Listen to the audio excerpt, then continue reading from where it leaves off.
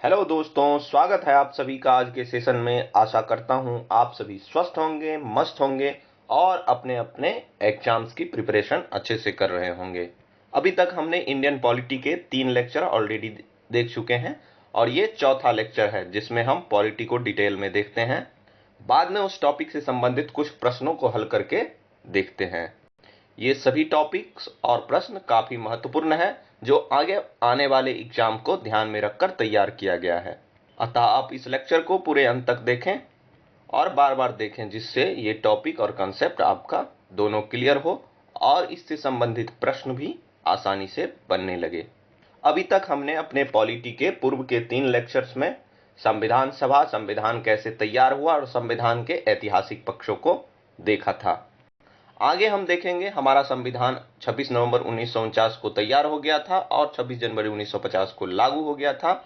उसके बाद अब हम देखने वाले हैं जो हमारा संविधान तैयार हुआ उसकी क्या विशेषताएं थीं और आगे हम प्रस्तावना से फिर स्टार्ट करेंगे। तो आज हम संविधान की विशेषताओं को पहले देखेंगे। हमारा जो संविधान तैयार हुआ है उसकी क्या विशेषताएं हैं, उनमें क्या मुख्य तत्व शामिल हैं।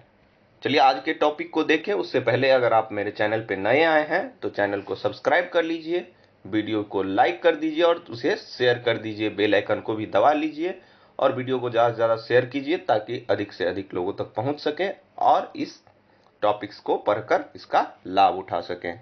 तो चलिए बिना अधिक देरी के देखते हैं आज के टॉपिक्स को।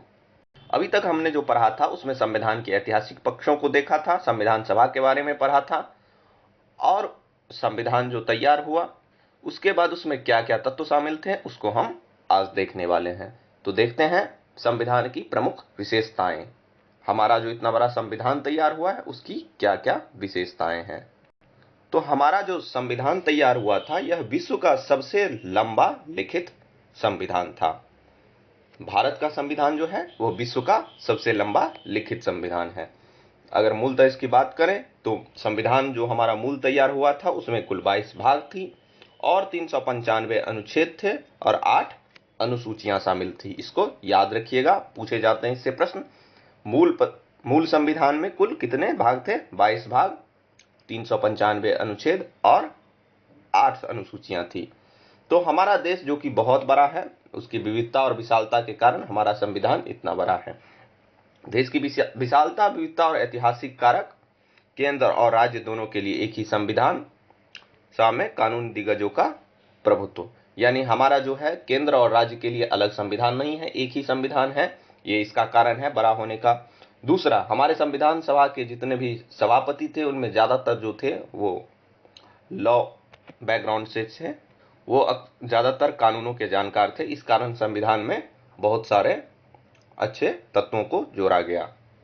वर्तमान में बात करें तो वर्तमान में कुल 12 अनुसूचियां हैं और 470 अनुच्छेद है हमारे भारतीय संविधान में। तो इसको भी याद रखिएगा, वर्तमान में इतना है। वैसे ये तो घटता बढ़ता रहता है, लेकिन मूल संविधान में 22 भाग, 395 अनुच्छेद और कुल 8 अनुसूचियां शामिल थी। तो सबसे पहला विशेषता क्या है? हमारा संविधान जो है विश्व का सबसे बड़ा लिखित संविधान है। दूसरी विशेषता है हमारे संविधान के विभिन्न स्रोत हैं। विभिन्न स्रोतों से भारत का संविधान लिए गए हैं।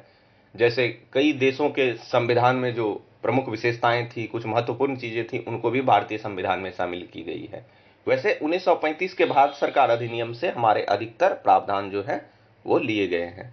ऐसा माना जाता है लगभग 70 से 80% प्रावधान जो है वो भारत सरकार अधिनियम 1935 से ही लिए गए हैं और बाकी कई देशों की अच्छी विशेषताओं को हमारे संविधान में शामिल किया गया है। इस कारण हमारा संविधान काफी विशाल है।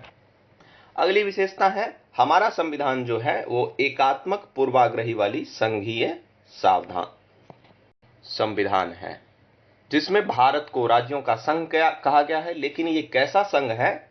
ये एकात्मक संघ है, यानी केंद्र एक है और उसके अधीन सभी राज्य हैं और केंद्र जो है वो काफी मजबूत है इसमें, यानी एक क्वासी फेडरल टाइप का, अर्ध संघीय टाइप का, जिसमें इसके संघीय विशेषताएं भी हैं और गैर संघीय यानी एकात्मक विशेषताएं भी हैं। यानी हमारा संविधान जो है वो संघीय प्रावधान भी करता है और ऐसा भी आपको लगेगा कि एक सेंटर में सभी शक्तियां केंद्रित हैं, ऐसी भी शक्तियां हैं।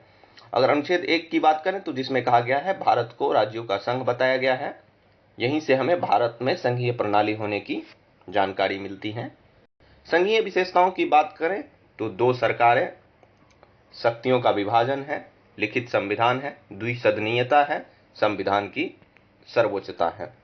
यानी 2 प्रकार की केंद्र और राज्य की सरकारें होती हैं। शक्तियों का विभाजन दोनों के मध्य है। केंद्र सूची और राज्य सूची के माध्यम से एक समवर्ती सूची है जिसपे दोनों को कानून बनाने का अधिकार है, जिसमें केंद्र सरकार को, संघ सरकार को वरीयता दी जाती है।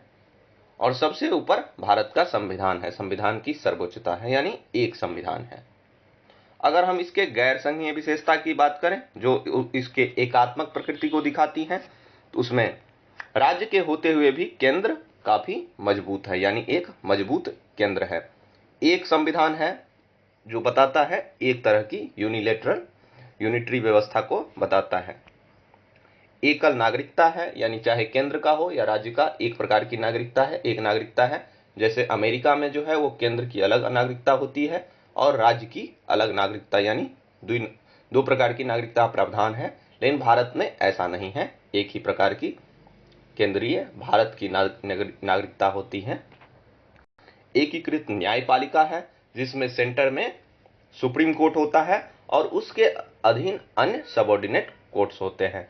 जैसे हाई कोर्ट है, हाई कोर्ट के अंदर होते हैं डिस्ट्रिक्ट कोर्ट और फिर उसके बाद स्थानीय न्यायालय होती हैं। फिर और इनके जो अन्य असंघीय गुण है यानी गैर संघीय गुण है वो है अखिल भारतीय सेवाएं। जैसे आईएएस, आईपीएस, वो पूरे केंद्रीय स्तर पे चुनाव होता है, उनको चुना जाता है, जो अपने कई कार्यों के लिए केंद्र सरकार के प्रति ही उत्तरदायी होती है, जो हमें दिखाती हैं कि संघीय व्यवस्था यहां कमजोर हो रही है।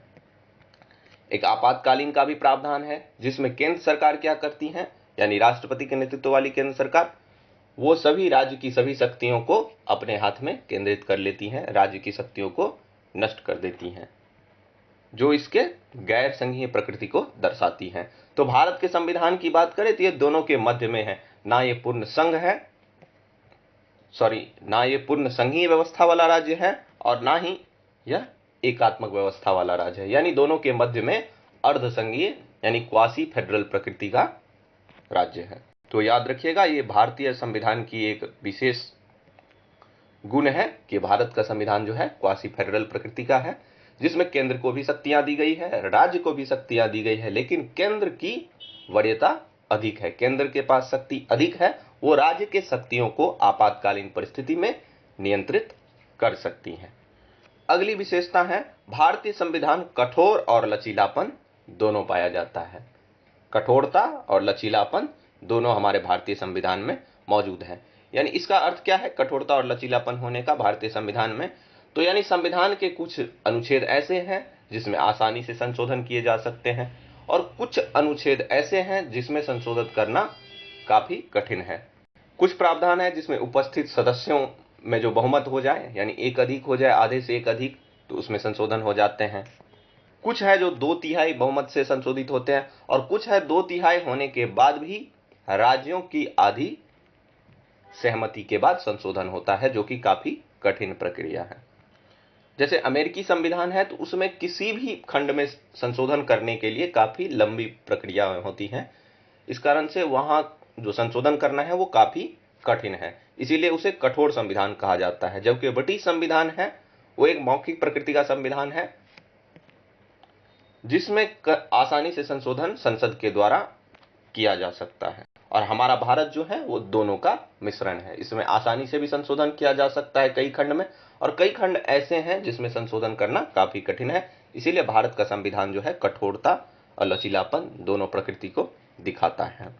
अगला इसका गुण है भारतीय संविधान का, तो हमारा भारत का संविधान जो है वो संसदीय प्रणाली का प्रावधान करता है। यानी यहाँ अमेरिका की तरह राष्ट्रपति प्रणाली नहीं है, बल्कि ब्रिटिश की तरह, इंग्लैंड की तरह संसदीय प्रणाली की व्यवस्था है। जैसे अमेरिका में सभी मंत्री राष्ट्रपति के प्रति जिम्मेदार होते हैं, लेकिन हमारे यहाँ सभी मंत्री होते हैं, मंत्री हो, प्रधानमंत्री हो, सभी संसद के प्रति जिम्मेदार होते हैं। हमारे यहाँ केंद्र हो या राज्य हो, दोनों संसदीय प्रणाली स्थापित है। जैसे केंद्र में है लोकसभा राज्यसभा, राज्य में होती हैं विधानसभा और विधान परिषद। तो हमारे संविधान की एक ये मूल विशेषता है, जो हमारा संविधान संसदीय शासन प्रणाली वाला संविधान है। हमारे संविधान की अगली विशेषता की बात करें तो इसमें संसदीय संप्रभुता और न्यायिक सर्वोच्चता का संश्लेषण है। वैसे तो संसद और न्यायपालिका जो है वो एक दूसरे से संप्रभु है, यानी संसद जो है वो न्यायपालिका में हस्तक्षेप नहीं कर सकती और न्यायपालिका जो है वो संसद के निर्णयों में हस्तक्षेप नहीं करती, यानी दोनों की शक्तियां अलग अलग की गई हैं और दोनों अपने आप में संप्रभु हैं। जहां पर संसद की संप्रभुता जो है वो ब्रिटिश संसद से ली गई है, ब्रिटिश संविधान से प्रभावित है, और न्यायिक सर्वोच्चता की बात करें तो यह अमेरिका की प्रणाली से जुड़ी हुई है। जहां एक और ब्रिटिश संसद जो है वो न्यायालय के मामलों में हस्तक्षेप कर सकती है, लेकिन भारत में ऐसा कई बार नहीं देखने को मिलता है। और अमेरिका में जो न्यायिक सर्वोच्चता है, वहां का न्यायालय जो है वो किसी भी संवैधानिक संशोधन को अमान्य घोषित करने की शक्ति रखती है, यानी उनके पास वीटो पावर्स भी होते हैं। लेकिन हमारे यहाँ दोनों मिलके काम करते हैं, अलग अलग होते हुए भी। संसद जो है किसी भी विषय पे कानून बना सकते हैं अगर वह संविधान की मूल संरचना के विरुद्ध नहीं हो तो। और कौन संविधान की मूल संरचना यानी बेसिक स्ट्रक्चर का पार्ट होगा, ये निर्णय भारत की न्यायालय करती है, भारत का सुप्रीम कोर्ट सर्वोच्च न्यायालय करती है। अगले विशेषता की बात करें तो हमारे यहाँ जो है वो एकीकृत एवं स्वतंत्र न्यायपालिका है। तो अभी हमने बताया भारत का न्यायपालिका जो है वो विधायिका से स्वतंत्र है, विधायिका यानी संसद से। और हमारे यहाँ जो न्याय व्यवस्था है, वह न्यायालय जो है वह एकीकृत प्रकृति का है, यानी शीर्ष पे एक न्यायालय है और अन्य न्यायालय उनके फैसलों के अधीन है। जैसे सुप्रीम कोर्ट कोई फैसला देता है तो वो अपने आप लोअर कोर्ट्स में लागू हो जाते हैं, वह एक प्रावधान बन जाता है, एक रूल की तरह, एक कानून की तरह बन जाता है। सबसे ऊपर सुप्रीम कोर्ट है, फिर उसके बाद स्टेट कोर्ट है जिसको हम हाई कोर्ट कहते हैं, फिर उसके बाद डिस्ट्रिक्ट कोर्ट है और फिर उसके बाद स्थानीय न्यायालय होती हैं, यानी सबसे ऊपर। और ये सभी अधीन है, वरीयता के क्रम में सबसे ऊपर है सुप्रीम कोर्ट और फिर है हाई कोर्ट और फिर है अन्य निचले कोर्ट। हमारे संविधान सुप्रीम कोर्ट जो है वो संविधान में उस कहा गया है, जो सुप्रीम कोर्ट जो है वो हमारे एक मौलिक अधिकार के और संविधान के संरक्षक के रूप में काम करते हैं। यानी मौलिक अधिकार के हनन का कोई मामला आता है तो वो डायरेक्ट सुप्रीम कोर्ट में जाता है और सुप्रीम कोर्ट इस मामले पे सुनवाई करती है। यानी हमारे मौलिक अधिकार का गारंटर कौन है? सुप्रीम कोर्ट है और ये संविधान के रक्षक भी हैं। यानी संविधान के मूल ढांचे या मौलिक अधिकार के कोई महत्वपूर्ण तथ्यों में अगर संशोधन किया जाता है जो बेसिक स्ट्रक्चर का पार्ट है, तो ऐसे में सुप्रीम कोर्ट उसको निषेध या रद्द कर सकती है। तो यह एकीकृत और स्वतंत्र न्यायपालिका जो है वो हमारे संविधान का बहुत ही महत्वपूर्ण एक गुण है। चलिए देखते हैं अगले प्रॉपर्टीज को। हम अगले विशेषता की बात करें तो हमारा संविधान हमें मौलिक अधिकार प्रदान करता है। मौलिक अधिकार जो कि एक संपूर्ण मानव जीवन के विकास के लिए काफी महत्वपूर्ण और जरूरी होते हैं।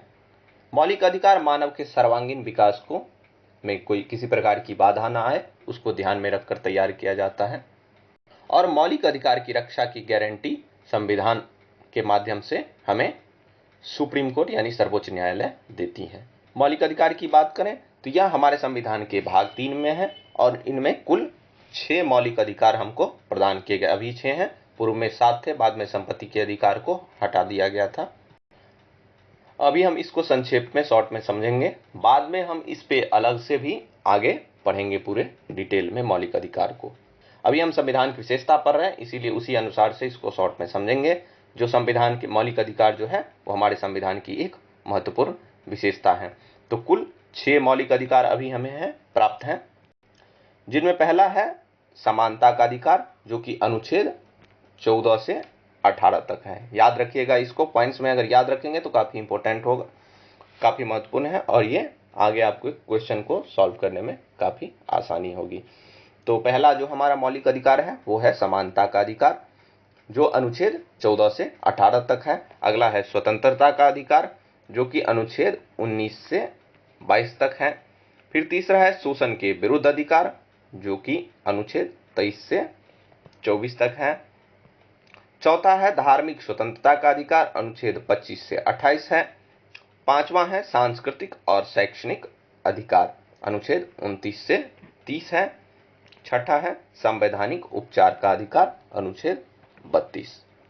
इसी उपचार के अधिकार को डॉक्टर अंबेडकर ने संविधान की आत्मा कही थी, अनुच्छेद 32 को। इसमें कुछ अधिकार ऐसे हैं जो सिर्फ नागरिकों को प्राप्त हैं और कुछ अधिकार ऐसे हैं जो विदेशी नागरिकों को भी प्राप्त होते हैं, जो कि हम आगे मौलिक अधिकार वाले चैप्टर में पढ़ेंगे डिटेल में। अभी हमने जाना हमारा संविधान जो है वो हमको मौलिक अधिकार प्रदान करता है। कुल 6 मौलिक अधिकार हैं, जिसमें शामिल है समानता का अधिकार, स्वतंत्रता का अधिकार, शोषण के विरुद्ध अधिकार, धार्मिक स्वतंत्रता का अधिकार, सांस्कृतिक और शैक्षिक अधिकार, संवैधानिक उपचार का अधिकार। इस सभी पॉइंट्स को याद रखिएगा। अगर अनुच्छेद भी याद रहे तो और भी अच्छी बात है। ये संविधान के भाग 3 में है। इन सभी अधिकारों में अनुच्छेद 20-21 को छोड़ के बाकी सब आपातकाल के दौरान निरस्त किए जा सकते हैं, नागरिकों से छीने जा सकते हैं, सिर्फ आपातकाल की स्थिति में। और 20-21 को आपातकाल में भी लागू रखा जाता है, उसको नहीं छीना जा सकता। तो इस पॉइंट्स को याद रखिएगा। अगली विशेषता है राज्य के नीति निर्देशक तत्व, DPSP, directive principle of state. ये हमारे संविधान के भाग 4 में है और ये हमारे संविधान में सामाजिक और आर्थिक लोकतंत्र को बढ़ावा देने के लिए शामिल किया गया था। सरकारें इससे प्रेरणा लेती हैं, चुनी हुई सरकार, और इस पे अपना कानून बनाती है और इस पे काम करती है। वैसे तो इसकी प्रकृति गैर न्यायिक है, लेकिन इस पर अगर कानून बना दिया जाए तो ये न्यायिक प्रकृति की हो सकती है, मौलिक, वरना इसके उल्लंघन पर किसी प्रकार का दंड का प्रावधान नहीं किया गया है। जैसे 6 से 14 वर्ष के बच्चों के लिए शिक्षा की व्यवस्था सरकार की तरफ से करने वाला ये पहले नीति निर्देशक सिद्धांत का पार्ट था, बाद में इसे मौलिक अधिकार के रूप में जोड़ा गया था। तो डीपीएसपी को संशोधन के माध्यम से या उस पर कानून बनाकर उसको न्यायिक प्रकृति का बनाया जा सकता है, लेकिन जब तक ऐसा नहीं होता है तो वह न्यायिक प्रकृति का नहीं है, यानी इसके उल्लंघन पर किसी प्रकार के दंड का प्रावधान नहीं है।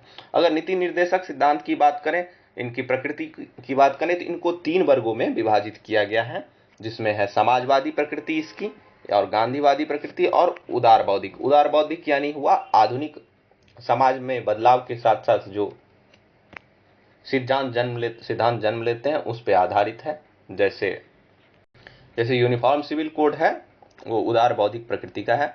समाजवादी प्रकृति में हम समानता, मजदूरों की स्थिति सुधारने आदि पर ध्यान देते हैं। गांधीवादी प्रकृति में ग्रामीण अर्थव्यवस्था को बढ़ावा देना, जैसे पंचायती राज व्यवस्था आदि है, वो गांधीवादी व्यवस्था का सिद्धांत के रूप में देखा जाता है। तो पूरे नीति निर्देशक सिद्धांत को 3 वर्गों में विभाजित किया गया है, जिसमें समाजवादी, गांधीवादी और उदार बौद्धिक प्रकृति का है। यानी नीति निर्देशक तत्व जो है उसका मुख्य उद्देश्य होता है लोक कल्याणकारी राज्य की स्थापना करना, जिसे गांधी जी ने राम राज्य के रूप में परिभाषित किया था। नीति निर्देशक सिद्धांत के माध्यम से ही सरकारों को दिशा निर्देश मिलती है कि वह किस प्रकार के कानून बनाए। हमारे संविधान निर्माताओं ने जिस स्वप्न को देखा उसको साकार करने का कार्य, और उस स्वप्न का दर्शन हमें नीति निर्देशक सिद्धांत से मिलता है, जो वो उस समय पूरा नहीं कर पाए, लेकिन उन्होंने संविधान में ऐसे प्रावधान कर दिए जो आगे इस पे कानून बनाकर इसको समाज में लागू किया जा सके। तो नीति निर्देशक सिद्धांत का मुख्य उद्देश्य जो है वो है कल्याणकारी राज्य की स्थापना करना। इसके महत्व की बात करें तो ये देश के शासन के लिए मौलिक आदर्श के रूप में कार्य करते हैं।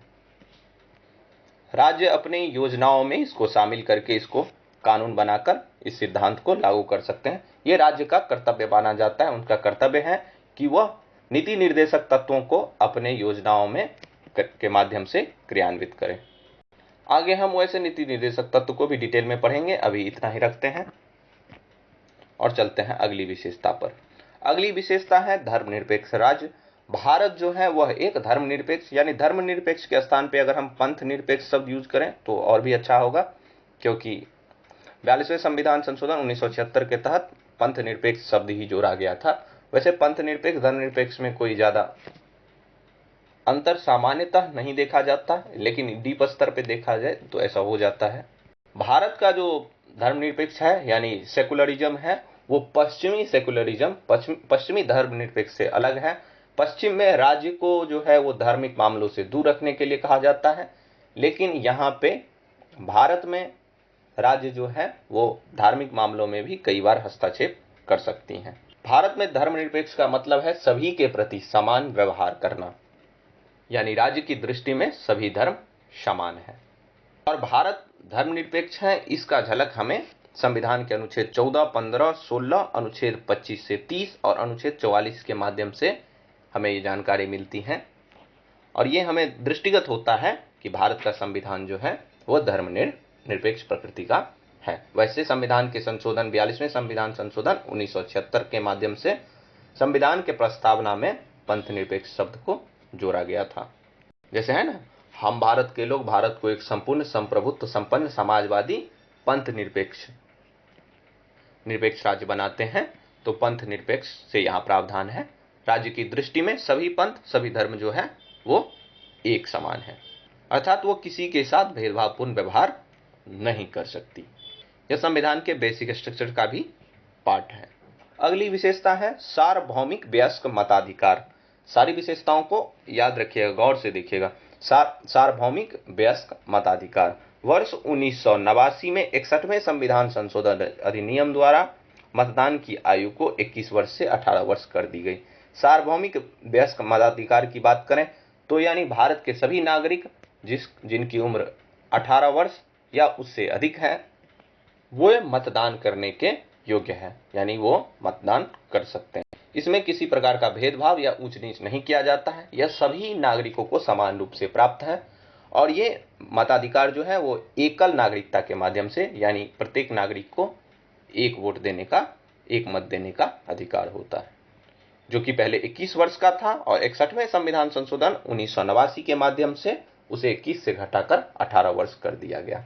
तो इसको याद रखिएगा, 21 वर्ष से घटाकर 18 वर्ष कब किया गया सार्वभौमिक वयस्क मताधिकार की उम्र, तो ये वर्ष 1989 में किया गया 61वें संविधान संशोधन के माध्यम से।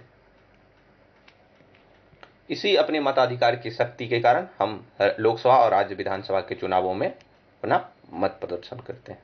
अगली विशेषता है तो हमारा संविधान एकल नागरिकता का प्रावधान करता है। ये हमने पहले भी देखा, लेकिन यह एक मुख्य विशेषता है भारतीय संविधान का।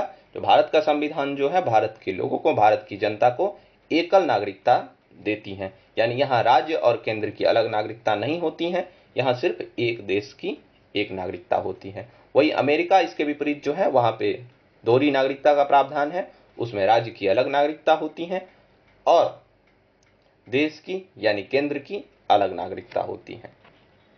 यानी जिस राज्य में वो रहते हैं उसकी एक अपनी नागरिकता होती है और एक उसके राष्ट्र की नागरिकता होती है। लेकिन भारत में सिर्फ एक नागरिकता है जो केंद्र और राज्य दोनों में समान रूप से कार्य करता है। अगली विशेषता है स्वतंत्र निकाय। स्वतंत्र निकाय से है, स्वतंत्र निकाय का अर्थ है यानी यहाँ पे चुनाव आयोग जो है वो स्वतंत्र है। लोकतांत्रिक प्रणाली की दीवार स्वतंत्र संवैधानिक निकाय चुनाव आयोग, यानी किसी भी लोकतंत्र के लिए सबसे महत्वपूर्ण होता है कि वहां के चुनाव आयोग स्वतंत्र हो, उन पे किसी प्रकार का दबाव ना हो, जिसके कारण वो निष्पक्ष चुनाव करवा सकें और एक स्वस्थ लोकतंत्र राज्य में विराजमान हो। इस स्वतंत्र निकायों में हमारा चुनाव आयोग है, नियंत्रक और लेखा परीक्षक जनरल है, UPSC union public service commission है, राज्य लोक सेवा आयोग है। ये लोकतंत्र के प्रणाली की प्रहरी के रूप में इन्हें जाना जाता है। इन्हें लोकतंत्र का प्रहरी कहा जाता है क्योंकि मुख्य रूप से यही राज्य का संचालन करने का काम करती है। ये सभी स्वतंत्र निकाय हैं। अगली विशेषता है इसका आपातकालीन प्रावधान। आपातकालीन प्रावधान जो है यह एक महत्वपूर्ण विशेषता है। इसमें क्या होता है तो ये जो है अनुच्छेद 352, 56 और 60 के माध्यम से आपातकाल का प्रावधान करती है। इसमें क्या होता है, अनुच्छेद 52 में जो है वो राष्ट्रीय आपात के लिए प्रावधान है। अनुच्छेद 56 और 65 जो है वो राज्य आपातकाल या राष्ट्रपति शासन की व्यवस्था करती हैं राज्यों में। अनुच्छेद 360 जो है वो वित्तीय आपातकाल से संबंधित है। आपातकाल के दौरान जो होता है वो संविधान में औपचारिक संशोधन के बिना संघीय ढांचा एकात्मक स्वरूप में वापस आ जाता है। यानी यहाँ पे केंद्र सबसे अधिक शक्तिशाली हो जाती है और सभी शक्तियां केंद्र सरकार के हाथ में एकीकृत हो जाती हैं। तो यह हमारे संविधान की एक मुख्य विशेषता है जो संविधान के संघीय प्रकृति यानी अर्ध संघीय प्रकृति को दिखाती है, जहां पे केंद्र को अधिक शक्तियां प्राप्त हैं। अगली विशेषता है त्रिस्तरीय सरकार, यानी केंद्र स्तर पर, राज्य स्तर पर और स्थानीय स्तर पर, यानी पंचायती राज व्यवस्था का प्रावधान। ये बलवंत राय मेहता समिति के माध्यम से पंचायती राज व्यवस्था का प्रावधान किया गया था। 73वें संविधान संशोधन 1952 के माध्यम से यह पंचायतों को संवैधानिक मान्यता देता है। ये संविधान के भाग 9 और 11वीं अनुसूची में जोड़ी गई है। उसके बाद 74वां संविधान संशोधन 1992 में ही होता है। यह नगर पालिकाओं के लिए नगर निगम संवैधानिक मान्यता देते हैं। यह संविधान के भाग 9(1) और 12वीं अनुसूची में जोड़ा गया है। इसको अनुच्छेद 40 या नीति निर्देशक सिद्धांत के अंतर्गत गांधीवादी सिद्धांत के श्रेणी में रखा जाता है, जिसमें ग्राम पंचायतों के संगठन की प्रणाली से संबंधित है। ग्राम पंचायत की संगठन और ग्रामीण कुटीर उद्योग को बढ़ावा देने के उद्देश्य से इसका सृजन किया जाता है। इसमें हमें गांधीवादी आदर्श की झलक दिखाई देती है। तो याद रखिएगा, ये हमारे संविधान की एक मुख्य विशेषता है। यहाँ पे 3 स्तर की सरकार है, केंद्र स्तर, राज्य स्तर और स्थानीय स्तर पर पंचायती राज व्यवस्था। अगली विशेषता है सहकारी समितियां, जिसे बाद में मौलिक अधिकार का एक अनुच्छेद 19 के माध्यम से मौलिक अधिकार का एक हिस्सा माना गया है। यह संविधान के 97वें संविधान संशोधन अधिनियम 2011 में यह संशोधन सहकारी समितियों को संवैधानिक दर्जा प्राप्त हुई और इसे संरक्षण प्रदान करता है। सहकारी समिति का बात करें तो यह सहकारी समिति बनाने का अधिकार हमें अनुच्छेद 19 के तहत मिलता है। यह मौलिक अधिकार का एक हिस्सा है। डीपीएसपी में एक नया अनुच्छेद 1943B के माध्यम से सहकारी समिति को बढ़ावा देने के लिए राज्य के नीति निर्देशक सिद्धांत में एक नया अनुच्छेद जोड़ा गया था और अनुच्छेद 243ZH और अनुच्छेद 243ZD के रूप में सहकारी समिति को से संबंधित एक नया भाग संविधान में 9B में जोड़ा गया था। यह 97वां संविधान संशोधन 2011 के माध्यम से जोड़ा गया था। तो इस पॉइंट्स को याद रखिएगा। सहकारी समिति बनाने का अधिकार हमको प्राप्त है। यह संविधान की एक प्रमुख विशेषता है।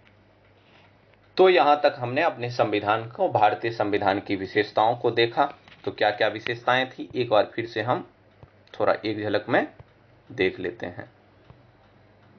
तो सबसे पहले, भारत का संविधान विश्व का सबसे लंबा लिखित संविधान है, जिसमें कुछ 22 भाग, 395 अनुच्छेद और 8 अनुसूचियां मूल संविधान में शामिल थी। अन्य विशेषता है जो ये विभिन्न स्रोतों से लिया गया संविधान है और एकात्मक पूर्वाग्रह वाली संघीय प्रणाली है। फिर है यहाँ कठोरता और लचीलापन दोनों का संगम है। भारत का संविधान संसदीय प्रणाली का है और संसदीय प्रभुत्व और न्यायिक सर्वोच्चता का संश्लेषण है। भारतीय संविधान में एकीकृत और स्वतंत्र न्यायपालिका है। उसके बाद मौलिक अधिकार का प्रावधान किया गया है। हमारे संविधान में कुल 6 मौलिक अधिकार प्राप्त दिए गए हैं। ये संविधान का भाग 3 में शामिल है। फिर है राज्य के नीति निर्देशक सिद्धांत है, जो कल्याणकारी राज्य के उद्देश्य से दिया गया है, जिससे सरकारें मोटिवेशन लेके अपना कानून बनाती हैं। फिर है मौलिक कर्तव्य। 42वें संविधान संशोधन 1976 के तहत स्वर्ण सिंह समिति के माध्यम से मौलिक कर्तव्य को जोड़ा गया था। संविधान के भाग 4 में ये 51A में दिया गया है। कुल 11 मौलिक कर्तव्य है जो नागरिकों को उसके नागरिक होने के कर्तव्य को पालन करने का निर्देश देती है। फिर है भारत एक धर्मनिरपेक्ष राज्य है और इसमें भारत के नागरिकों को सार्वभौमिक वयस्क मताधिकार का प्रावधान दिया गया है। तो ये सभी पॉइंट्स याद रखेंगे। फिर है भारत का संविधान जो है वो एकल नागरिकता का प्रावधान करती है। यहाँ पे स्वतंत्र निकाय है, जैसे है चुनाव आयोग हुआ, नियंत्रित लेखा परीक्षक हुआ, यूपीएससी हुआ, स्टेट पीसीएस हुआ, जो लोकतंत्र के प्रहरी के रूप में जाने जाते हैं। फिर है आपातकालीन प्रावधान, फिर है त्रिस्तरीय सरकार, फिर है सहकारी समितियां। ये सभी संविधान की प्रमुख विशेषताएं हैं। आगे हम पढ़ेंगे हमारे भारतीय संविधान के स्रोत, यानी भारतीय संविधान के जो तत्व हैं, महत्वपूर्ण तथ्य हैं, वो कहां से लिए गए हैं। वो भारत सरकार अधिनियम 1935 हो या किसी भी देश हो, अन्य राष्ट्र हो, जहां से हमारा संविधान के तत्व लिए गए हैं। जैसे मौलिक अधिकार अमेरिका से हुआ, मौलिक कर्तव्य रूस से हुआ, इस तरह से हम उस सब को आगे देखेंगे। तो हमारे संविधान के जो मुख्य स्रोत हैं वो कहां से लिए गए हैं, चलिए उसको देखते हैं। सबसे पहले देखेंगे भारत सरकार अधिनियम 1935, जहां कहा जाता है कि भारतीय संविधान के लगभग 70 से 80% भाग जो हैं वो भारत सरकार अधिनियम 1935 से लिया गया है, जिसमें जिसमें शामिल तत्व जो हैं संघ की योजनाएं हैं, राज्यपाल का कार्यालय है, न्यायपालिका है, लोक सेवा आयोग है, आपातकालीन प्रावधान है और प्रशासनिक विवरण है, जो मुख्य तत्व हैं जो भारत सरकार अधिनियम 1935 से लिया गया है। याद रखिएगा, संघीय योजना, राज्यपालिका कार्यकाल, न्यायपालिका, लोक सेवा आयोग, आपातकालीन प्रावधान और प्रशासनिक विवरण। न्यायपालिका अब लिया गया है, लेकिन स्वतंत्र न्यायपालिका का प्रावधान हम अमेरिका से लिए हैं, उसको हम आगे देखेंगे। फिर है ब्रिटिश संविधान। ब्रिटिश संविधान से हमने क्या क्या तत्व लिए हैं। ब्रिटिश संविधान से जो हम लिए हैं सबको याद रखिएगा, काफी इंपॉर्टेंट है। इसमें है संसदीय सरकार। संसदीय सरकार का प्रावधान जो है वो ब्रिटिश संविधान से लिया गया है। कानून का शासन, रूल ऑफ लॉ। फिर है एकल नागरिकता का प्रावधान, यानी एक नागरिकता होगी पूरे राष्ट्र की, यह ब्रिटिश संविधान से लिया गया है। फिर है कैबिनेट प्रणाली, संसदीय विशेषाधिकार, द्विसदनीयता, 2 सदन जो है केंद्र, लोकसभा और राज्यसभा, और फिर विशेषाधिकार अनुच्छेद जो है ये ब्रिटिश संविधान से लिए गए हैं। तो याद रखिएगा, संसदीय सरकार, कानून का शासन, एकल नागरिकता, कैबिनेट प्रणाली, संसदीय विशेषाधिकार, द्विसदनीयता और विशेषाधिकार अनुच्छेद जो है वो ब्रिटिश संविधान से लिए गए हैं। अगला है अमेरिका संविधान। अमेरिकन संविधान से हमने क्या क्या लिए हैं, तो उसमें है मौलिक अधिकार। ये मत समझिएगा ये सभी कॉपी पेस्ट है, इनमें कई सारे संशोधन के बाद ही भारतीय संविधान में शामिल किए गए हैं। हमने सिर्फ यहाँ से मोटिवेशन लिए हैं, बाकी कार्य हमने अपना किया है। तो मौलिक अधिकार जो है वो भारतीय संविधान में जो है वो अमेरिकी संविधान से लिया गया है। स्वतंत्र न्यायपालिका का प्रावधान जो है यह अमेरिकी संविधान से प्रभावित है। राष्ट्रपति पर महाभियोग, यानी राष्ट्रपति को हटाने की व्यवस्था जो है वो अमेरिकी संविधान से प्रभावित है। फिर है न्यायिक समीक्षा का, न्यायिक पुनर्वलोकन का जो सिद्धांत है वह अमेरिकी संविधान से प्रभावित है। सर्वोच्च न्यायालय और उच्च न्यायालय के न्यायाधीश को हटाना और उपराष्ट्रपति का पद, ये सभी अमेरिकी संविधान से लिया गया है। इनसे प्रश्न बन सकते हैं, कोई याद रखिएगा। मौलिक अधिकार, स्वतंत्र न्यायपालिका, राष्ट्रपति पर महाभियोग, न्यायिक समीक्षा, सर्वोच्च न्यायालय और उच्च न्यायालय के न्यायाधीशों को हटाना और राष्ट्रपति का पद, उपराष्ट्रपति का पद, ये अमेरिकी संविधान से लिया गया है। अगला देखते हैं आयरिश संविधान, यानी आयरलैंड के संविधान से क्या लिया गया है। तो राज्य के नीति निर्देशक सिद्धांत जो है वो डीपीएसपी जो है वो आयरिश के संविधान से लिया गया है। राष्ट्रपति के चुनाव की प्रक्रिया जो है वो आयरलैंड के संविधान से लिया गया है। स्वतंत्र न्यायपालिका वाला जो है वो लिया गया है कहाँ से, अमेरिकी संविधान से। वैसे न्यायपालिका का जो है वो लिया गया है इंग्लैंड से। और ये याद रखिएगा, राष्ट्रपति का चुनाव की प्रक्रिया जो है वो आयरलैंड के संविधान से, और उपराष्ट्रपति के चुनाव वाला जो था वो अमेरिका के संविधान से लिया गया था। तो राष्ट्रपति वाला जो है वो आयरलैंड के, उसकी प्रक्रिया जो है वो आयरलैंड के संविधान। राज्यसभा के सदस्यों का नामांकन जिस प्रकार से होता है यह आयरलैंड के संविधान से लिया गया है। अगला है कनाडा के संविधान से हमने क्या क्या लिया है, तो एक मजबूत केंद्र वाला संघ, जहां पे संघीय व्यवस्था तो है लेकिन केंद्र यहाँ पे अधिक शक्तिशाली है। केंद्र की अवशिष्ट शक्तियां, यानी ऐसी शक्तियां जो केंद्र राज्य के बीच विभाजित है, लेकिन वो शक्तियां जो विभाजित नहीं की गई है वो केंद्र के हाथ में है, अवशिष्ट शक्तियां। केंद्र और राज्य के राज्यपालों की नियुक्ति, राज्यपाल की नियुक्ति का प्रावधान जो है वो कनाडा से लिया गया है। सर्वोच्च न्यायालय का सलाहकार क्षेत्राधिकार, यानी सर्वोच्च न्यायालय जो है वो राष्ट्रपति के कहने पर राष्ट्रपति को सलाह देती हैं, परामर्श देने का काम करती हैं, यह कनाडा के संविधान से लिया गया है, याद रखिएगा। ऑस्ट्रेलिया के संविधान से क्या लिया है, तो समवर्ती सूची और संसद के दोनों सदनों की संयुक्त बैठक जो है लोकसभा के अध्यक्ष के अध्यक्षता में राष्ट्रपति के आह्वान पे होता है ये संसद के दोनों सदनों की संयुक्त बैठक। और समवर्ती सूची जो है वो ऑस्ट्रेलिया के संविधान से लिया गया है। जर्मनी के वाइमर संविधान से क्या लिया गया है, ये आपातकाल के दौरान मौलिक अधिकारों का जो निलंबन है इसका प्रावधान जो लिया गया है वो जर्मनी के वाइमर संविधान से लिया गया है। यूएसएसआर यानी रशिया से के संविधान से, आज का रशिया, क्या क्या लिया गया है, वैसे तो उस समय यूएसएसआर था, तो वहां से प्रस्तावना में मौलिक कर्तव्य और न्याय के आदर्श जैसे सामाजिक आर्थिक राजनीतिक न्याय जो है वो हमारे प्रस्तावना में दिया गया है, वो जो है यूएसएसआर के संविधान से लिया गया है। मौलिक कर्तव्य और न्याय के आदर्श, न्याय के आदर्श न्याय में शामिल है सामाजिक न्याय, आर्थिक न्याय और राजनीतिक न्याय। अगला है फ्रांस का संविधान, यानी सरकार की गणतांत्रिक प्रणाली जो है वो फ्रांस से लिया गया है। सरकार की गणतांत्रिक प्रणाली का मतलब है राष्ट्रपति राष्ट्र के जो प्रमुख होते हैं उसका चुनाव होना, वो चुनकर आते हैं, वंशानुगत प्रणाली से नहीं आते हैं। ये प्रावधान फ्रांस से लिए गए हैं। गणतांत्रिक प्रणाली जो है, प्रस्तावना में स्वतंत्रता, समानता और बंधुत्व के आदर्श जो है वो फ्रांस के संविधान से लिए गए हैं। दक्षिण अफ्रीका के संविधान से संविधान में संशोधन कैसे करना है और राज्यसभा सदस्यों के चुनाव की प्रक्रिया जो है वो दक्षिण अफ्रीका के संविधान से लिया गया है। जापान के संविधान से क्या लिया गया है, कानून द्वारा स्थापित प्रक्रिया, प्रोसीजर एस्टैब्लिश्ड बाय लॉ जो है वो जापान के संविधान से लिया गया है। ये सभी याद रखिएगा कहां से कौन कौन से तथ्य लिए गए हैं। अभी तक हमने जो पढ़ा, अब हम उस पे आधारित प्रश्नों को हल करेंगे, देखेंगे आज के प्रश्नों को। तो चलिए ज्यादा अधिक देर नहीं करते हैं। तो पहला प्रश्न है, भारतीय संविधान किसी संप्रभु राष्ट्र के लिए दुनिया का सबसे लंबा संविधान है, यानी भारत का संविधान जो सबसे लंबा लिखित संविधान है, जो कि हमने पहले पढ़ा है। निम्नलिखित में से किसका इसके बड़े आकार में योगदान नहीं है, यानी किस कारण से ये बड़ा नहीं है।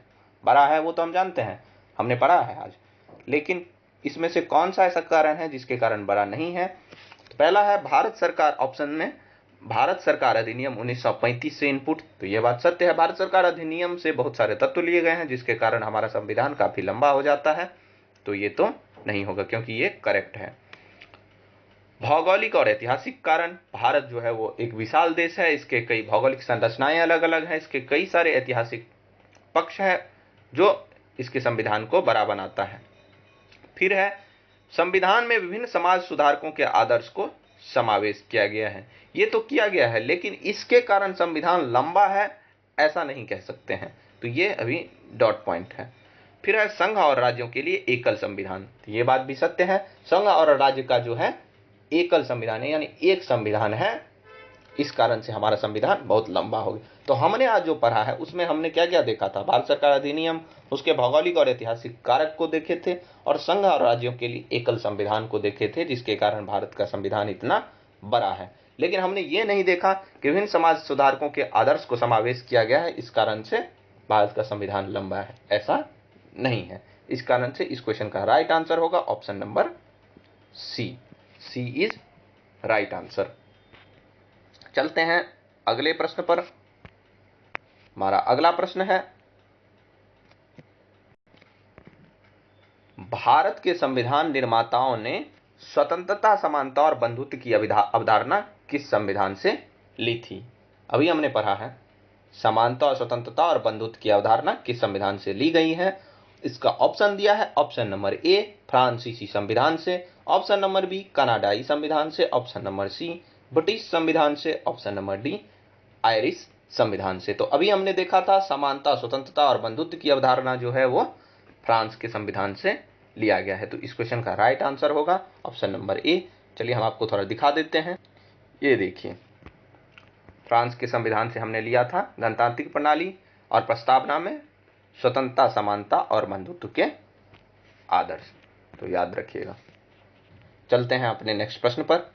हमारा अगला प्रश्न है, निम्नलिखित में से कौन सी भारतीय संविधान की एकात्मक विशेषता है। फिर से पढ़ते हैं, निम्नलिखित में से कौन सी भारतीय संविधान की एकात्मक व्यवस्था है। कथन दिया है, एक राज्य और केंद्र के लिए एकल संविधान। विशेषता, आज हमने पूरी विशेषता ही ज्यादा पढ़ी थी, तो याद रखिएगा। तो राज्य और केंद्र के लिए एकल संविधान, एकल नागरिकता और एकीकृत न्यायपालिका, क्या ये सभी तत्व हैं जिसके कारण विशेषताएं हैं जिसके भारतीय संविधान की? तो ऑप्शन दिया है, ऑप्शन ए केवल 1, ऑप्शन बी केवल 2, ऑप्शन सी केवल 1 और 2, ऑप्शन डी 1, 2 और 3। तो इसमें भारतीय संविधान की विशेषताओं में हमने आज पढ़ा था, यहाँ राज्य और केंद्र के लिए एकल संविधान है, एकल नागरिकता का प्रावधान है, एकीकृत न्यायपालिका है। तो ये तीनों कथन सत्य हैं, ये तीनों संविधान की विशेषता है। तो इस क्वेश्चन का राइट आंसर होगा ऑप्शन नंबर डी, 1, 2, 3 तीनों करेक्ट हैं। चलते हैं अगले प्रश्न पर। हमारा अगला प्रश्न है, किस संविधान संशोधन ने मतदान की आयु 21 से घटाकर 18 कर दी? ये हमारा अगला प्रश्न। किस संविधान संशोधन ने मतदान की आयु 21 से घटाकर 18 कर दी? तो इसका ऑप्शन दिया है, ऑप्शन नंबर ए 42वां संविधान संशोधन, ऑप्शन बी 44वां, ऑप्शन सी 61वां, ऑप्शन डी 73वां संविधान संशोधन। इसके माध्यम से उम्र जो है 21 से घटाकर 18 कर दी थी। अभी हमने देखा था इसके बारे में हमने पढ़ा था पीछे। तो इस क्वेश्चन का राइट आंसर होगा ऑप्शन नंबर सी, 61वां संविधान संशोधन के माध्यम से मतदान की आयु को 21 वर्ष से घटाकर 18 वर्ष कर दी थी। अभी हमने पढ़ा था इसको, कहा गया, चलिए दिखाते हैं आपको। हाँ, देख सकते हैं आप, वर्ष 1989 में 61वें संविधान संशोधन के माध्यम से मतदान की आयु 21 वर्ष से घटाकर 18 वर्ष कर दी गई थी। तो याद रखिएगा।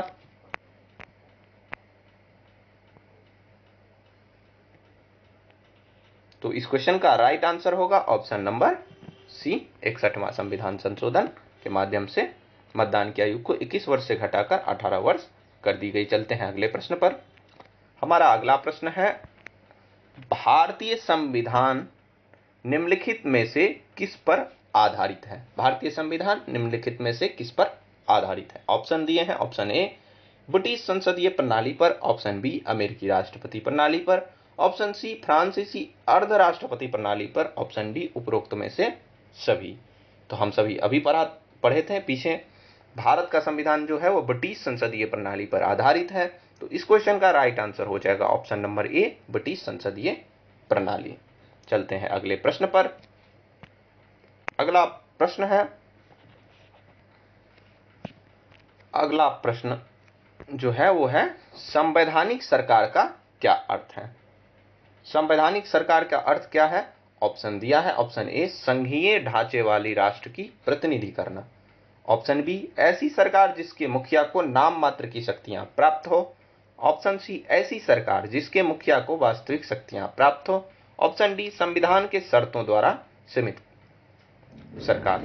संवैधानिक सरकार की बात की गई है, यहाँ पे संघीय सरकार के बारे में नहीं पूछा गया है, या कैसी शक्तियां प्राप्त है ये भी नहीं पूछा गया है, इसके मुखियों को कौन कौन सी शक्तियां प्राप्त की गई है ये भी नहीं कहा गया। पूछा गया है संवैधानिक सरकार का अर्थ क्या है। तो संवैधानिक सरकार का अर्थ जो होता है, ऐसी सरकार जो संविधान के माध्यम से चले, संविधान के शर्तों के अनुसार चले, वो हुई संवैधानिक सरकार। तो इसमें जो ऑप्शन था संघीय ढांचे वाले राष्ट्र की प्रतिनिधि सरकार, तो ये इसका राइट आंसर नहीं होगा, ये गलत है। ऐसी सरकार जिसके मुखिया को नाम मात्र की शक्तियां प्राप्त हो, ये भी नहीं होगा। ऐसी सरकार जिसके मुखिया को वास्तविक शक्तियां प्राप्त हो, ये भी नहीं होगा। संविधान के शर्तों द्वारा सीमित सरकार, ये राइट आंसर है। संविधान के शर्तों के अनुसार जो सरकार चलती है उसे ही संवैधानिक सरकार कहते हैं। चलते हैं हम अपने नेक्स्ट प्रश्न पर। अगला प्रश्न है, हमने ब्रिटिश मॉडल के आधार पर संसदीय लोकतंत्र को अपनाया, लेकिन हमारा मॉडल उस मॉडल से किस तरह अलग है?